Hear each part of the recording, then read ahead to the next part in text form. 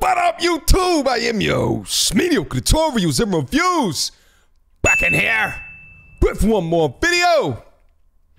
Guys, you already know what time it is. Today, we gotta get active. Shout out to the content creator called The Tech Lead. Guys, as I mentioned before on my YouTube channel, I'm not only a YouTube creator, but I'm a YouTube watcher. Tech Lead is one of those YouTube channels that I've been following for a very long time now. He just came out with a video entitled, "What I Learned from My Divorce as a Millionaire." He does these as a millionaire tropes because he is a millionaire and he talks about it a lot on his channel. I always appreciate his videos and the knowledge that he puts down into the space. Guys, this is a 10-minute video. I'm not sure how much of the video I'm going to go over, but I'll leave a link down to his channel down below. Very insightful dude. I really appreciate his content once again. All right. Without further ado. All right. Hey, welcome back. Tech Lead here. Now, I know this isn't a relationship channel, or at least I don't advertise it as one. But after my divorce about 2 years ago, I've had some time to reflect on that experience, and I came up with a number of key insights and learnings that I think are going to be really valuable for you, and I wanted to share them in the hopes to save you some grief or struggles in your love life as well. You know, while our relationships begin with the highest expectations, and I don't think anybody ever wants to get divorced, half of our marriages do end up badly, and oftentimes if you're the man, for example, you're not going to be the one initiating it. 90% of all divorces are initiated by women. And so that takes us to our first point, which is to keep your exits open, because there's a good chance you're going to need to take it. You don't want to be stuck in a burning house where you've blocked your own exits. Now, there's a number of ways to do this financially. For example, you can get a prenuptial agreement or even a post-nup agreement, which is, I think, absolutely essential for millionaires, such as myself. And the reason is family law is pretty crazy when you come to understand it. So just for example, let's assume you're a man working as a software engineer, pretty high-paying job, and then you marry a waitress, and let's say she quits and becomes a full-time housewife, and you support her for 10 years in a relationship, at the end of which she either just implodes due to, say, narcissism, or maybe she finds another guy, cheats on you. It doesn't really matter why, but in either case, you would be expected to support her current lifestyle for half the duration of the marriage, although in this case, since it's over 10 years, it would be potentially for the rest of her life, in which you give her half of your income. You couldn't even... All right. Let's pause right there. Let's let the track breathe real quick. He said a couple of quick things. I'm gonna give you guys a little bit of insight into him as well. I probably should have did that in the introduction. First thing he said, 50% end in divorce. That is true. Then he said 90% are initiated by the women. That is not true. The numbers that I have seen is about 70-ish%. Regardless, it's still more than men on average. Okay, so you got to understand that. So when you hear him describe this very specific situation of 10 years married, divorce, that I believe was his situation as well. And let me also touch on his situation, which was very unique in a sense that he had elevated to being a millionaire during the marriage and then far surpassed that later in life. And when they got divorced 2 or so years ago, she ended up leaving the house and taking the kids and going to another country, right? The country of her origin. It was one kid, and took him there. And now he is forced to travel there in order to see his offspring. If you do not think about an exit strategy, when you think about getting into a contract with somebody, then you are absolutely bugging, because you can always go into a situation thinking that, but I'm different and she's different and we love each other and all that bullshit. But the numbers is the numbers is the numbers is the numbers. 50%. 50%. If you're not thinking about an exit strategy, shit, there's not a company on this planet when they go into negotiations with like suppliers for sourcing, they always have exit strategies. So if companies are doing it and you're signing a business contract with someone that you love, then why are you not doing it? And say quit your job or retire, even if you're able to, because you would be forced to work at your maximum capacity. And it's actually not all about money. Guarding your exits also helps you maintain leverage in a relationship. Now, I know how this sounds. Holding leverage sounds mean and unromantic, but it turns out that leverage also helps hold people accountable. Facts. You know, I'm always careful when I date people, because I know that my status as a millionaire means that it really disturbs other people's ways of life. They lose purpose in their life when they meet me. because then they realize that nothing they ever did really matter and nothing they do in the future will matter in a financial sense. Some people are able to handle that. Some people lose control of their own lives and start just destroying everything they can to see if they can make some type of impact. And that's... Listen, this is some powerful ish that he's going into. I gotta let the track breathe real quick. Okay. Incentivization. I talk to you guys about the channel all day. We are a people. We're tribal people in nature, and we work by incentivization. All right. And from his perspective, he's walking around as a multimillionaire. And think about what that means. That's like walking around on Earth, like walking around in a role-playing game where you've already beat the game. You're level 99 and you got the biggest sword in the game. You understand what I'm saying? You could do whatever, however, whenever that you want. Oftentimes, people stop playing the game at that point from a video game perspective because they beat the game. They got to go on to the next game. But when you get there, when your purpose is completely fulfilled, right?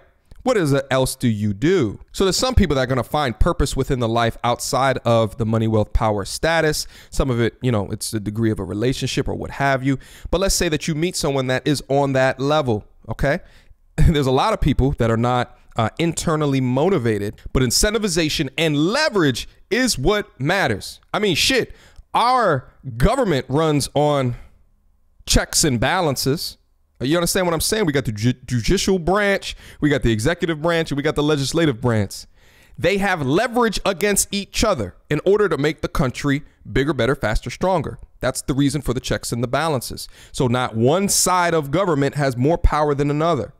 And if you do not think about incentivizations and using leverage within a contract to make sure that that person is on their P's and their Q's, right? They don't blow up out of nowhere, right? They keep on their end of the bargain with the cooking, the cleaning, whatever it is that you set up underneath God, right?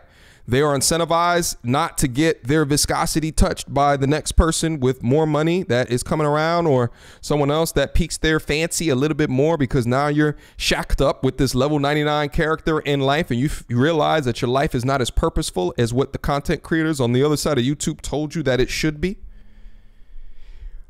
But let's move on. He was cooking.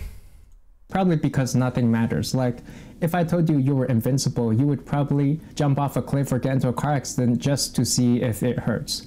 And the funny thing is, when you stop to think about it, a marriage is a very strange type of relationship where you have absolutely no leverage on another person. You cannot check them. So another person can suddenly decide they're going to just go out of control. They can get fat, overeat, sleep in all day, quit their jobs, just totally destroy their own lives. And yet you would have to be there to back them up and support them. And so what happens is... And that is key. There's no leverage. When you sign your name on that dotted line and that you lose your leverage, and knowing that it's 50% of the time it will not work out, but if you generate millions within that time, well, guess what?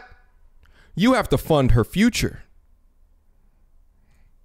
Is that after a few years, one person finally realizes that they can do whatever they want, that there's absolutely no repercussions, no punishments for any type of poor behavior that they may exhibit, because somebody else is there to support them with half of their income, and no matter what type of situation, they're being backed up by another person. And generally, we have no fault divorce, so it doesn't really matter why a relationship ends. You're still expected to support the other person. Yeah, so if you're thinking that at the end you go on stage in front of a judge and jury and you're able to air your grievances and proclaim the injustices or the reasons why this other person was not a good partner, that's not how it is. Nobody wants to or cares to listen to any of your relationship problems.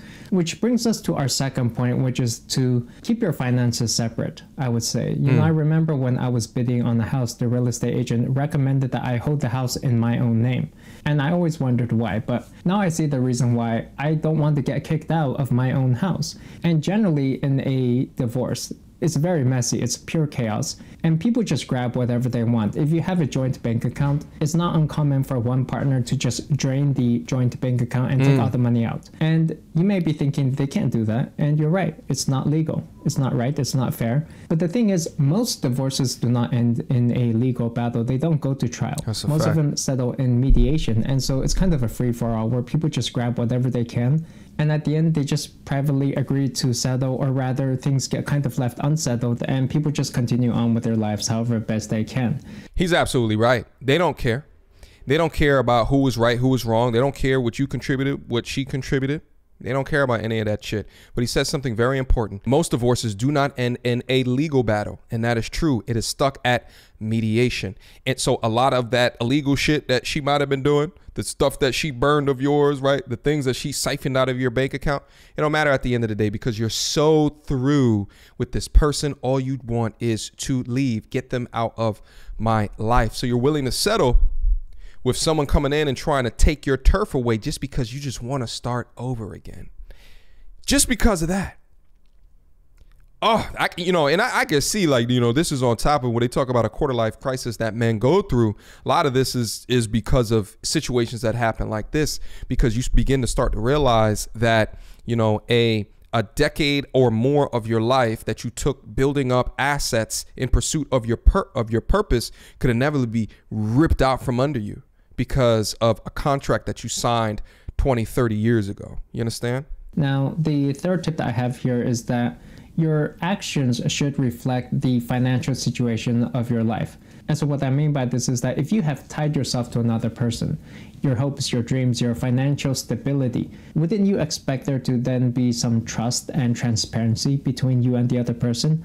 So I know how this is going to sound, but I would say that if I were to get into another marriage, then I would expect full access to the other person's social media accounts, their emails, their Instagram messages, their Facebook private messages, because all of this can potentially threaten me. It can affect me. And I know this is probably inconceivable in today's day and age, but if you're to take a look at my parents, for example, there's just so much trust between them. Like, they share everything. They can access each other's emails, each other's devices. They know the passwords to each other's accounts, and there's just no secrets between them. And I think that is a truly trustful relationship. And, for the people who are not willing to share everything and share their digital lives, I think that's cool too. That's totally okay. But I would just take marriage off of the table too at that point. Now, great, fantastic points. I was a little bit confused where he was going with that, but essentially what he's saying is that I would expect this if I was to get married again. And then he said that he would expect full access to all of the social media. And he's saying because at the end of the day, it would impact me. And he's not saying me, like my feelings would be hurt, but me, my pockets would be hurt because of, and I'm assuming he brings it up specifically because that probably had something to do with his divorce.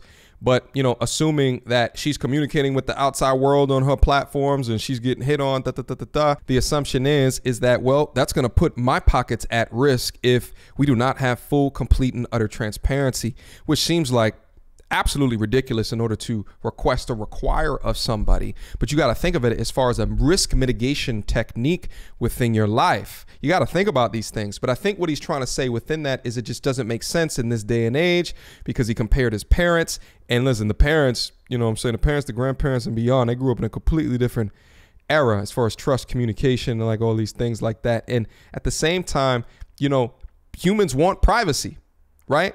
Humans want privacy unless it impacts you. And that's what he's saying is that it would impact him. So in order to lower the risk of that impact, he would expect full privacy. But I guess because you can't expect that, what he's saying is the reason why he probably will not get married. Again, too much risk. After my divorce, there was one thing that became very clear to me, which is that desire cannot be negotiated. So this was a tidbit I learned in the book The Rational Male by Rollo Tomassi. Oh shit! Excellent one. You might want to check that one out. But it comes from the fundamental idea that simply living out your daily life and supporting one another and being a good partner and just maintaining the household, doing your chores, doing your tasks and cleaning the place and going to work and just making sure everybody's living a really great life is just not enough. At that point, it's almost like marrying a piece of Pottery Barn furniture, and there's no romance in that. Just there. So no matter how much money, wealth, or status you make, how much teamwork or compromise or communication you share with another person, or how many dishes you might help wash, how many restaurants you take the person to, how many pieces of jewelry you buy, none of that matters because none of it generates desire. You have to generate the desire. Wow. And so for this one, I think I'm gonna take the blame for it. I probably did neglect it. I spent too much time working and then playing some video games in the evenings and weekends, and I probably could have spent more quality time. Now, the next tip I have here is to ignore the other person's looks for a little bit. Like, I like to imagine the other person as this really fat, obese, unattractive, ugly guy. And you just take a look at the other person's personality and their attitude and think if you would enjoy being in this person's company. And of course, this is assuming you haven't married yet. And the reason is oftentimes a person's external appearances can blind you to all of the red flags that can be going off in your head. And we tend to project onto the other person higher expectations of what we want them to be, only to be disillusioned later on. And so for both sides, you have to like the other person for who they are right now, not who they may be in the future one day after you've changed them. And when fantastic point. I say this on the channel all the time. I mean, if I was to think about someone I will be with, it's probably gonna be a strong 8. A strong 8. Strong 8. Because I'm convinced that there's an inverse correlated relationship between women's looks, right, and their mind, right? On both sides of the scale. Let's talk about it from a bad genetic perspectives, right? The 0s all the way to the 4-ish. You know what I'm saying? Like those are generally the, you know what I'm saying? Their personalities is such that they're angry at the genetic cards that their parents dealt to them. So you could see a lot of those different negative personality traits projected onto people from time to time.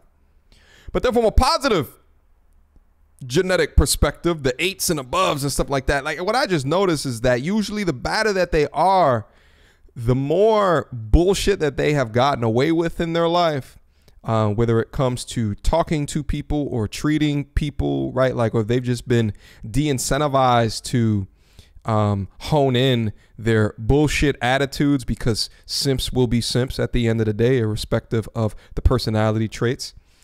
And what I see, and then also too, from that perspective, they also usually get less education. Like shit, when I was going through the whole postgraduate degree stuff a whole bunch of years ago and getting my MBA, what I noticed is that on the circuit, it's very rare. It was very rare to find 8s from an aesthetic perspective and above, right? It's very rare. And it occurred to me that, you know, there's a lot of women that just kind of fall off in the educational path because either they get snatched up early, right?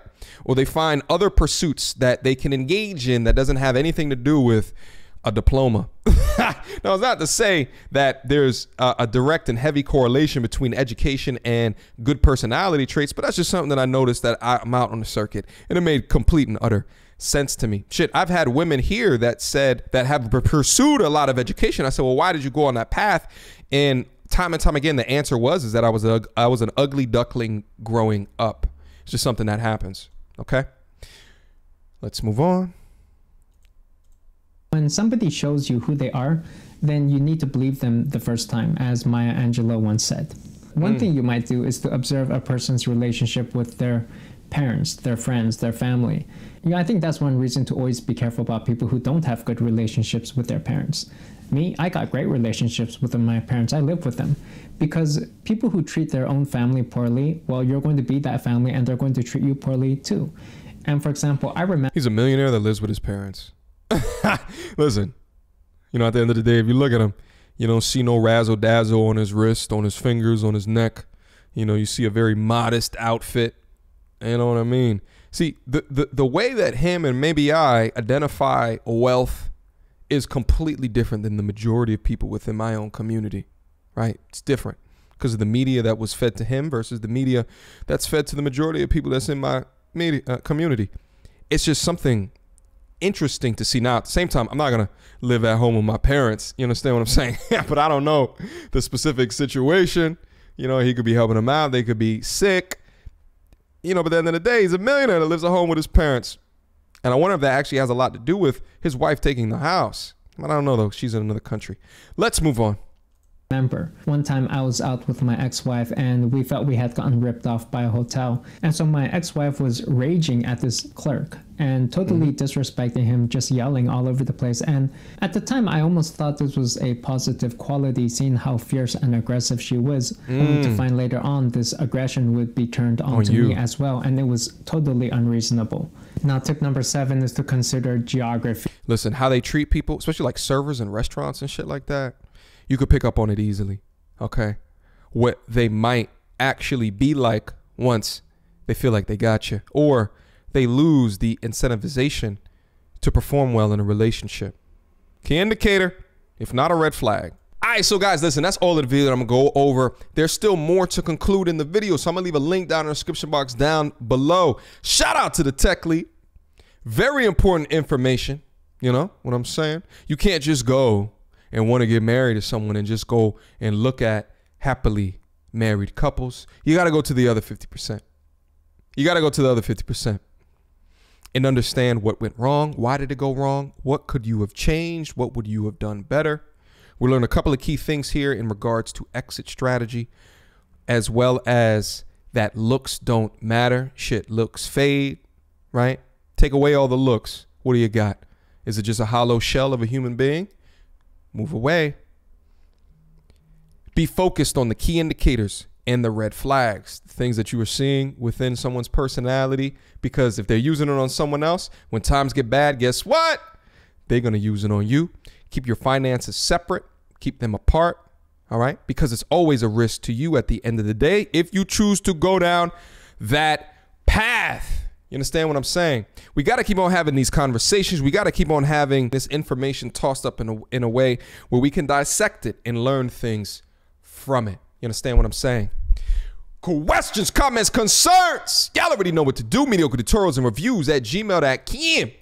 Guys, go over to his channel. He's got a multitude of videos in there that actually go over his first visit to go visit his child after his wife left. He's got another video that goes in deep as to the reason as why she left. It's very interesting stuff. You understand what I'm saying? So go over there and watch those videos and learn some extra things that you can put into your toolkit.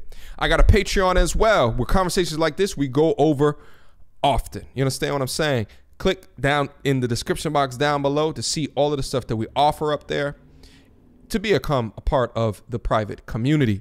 All right? Until next time, YouTube. Peace.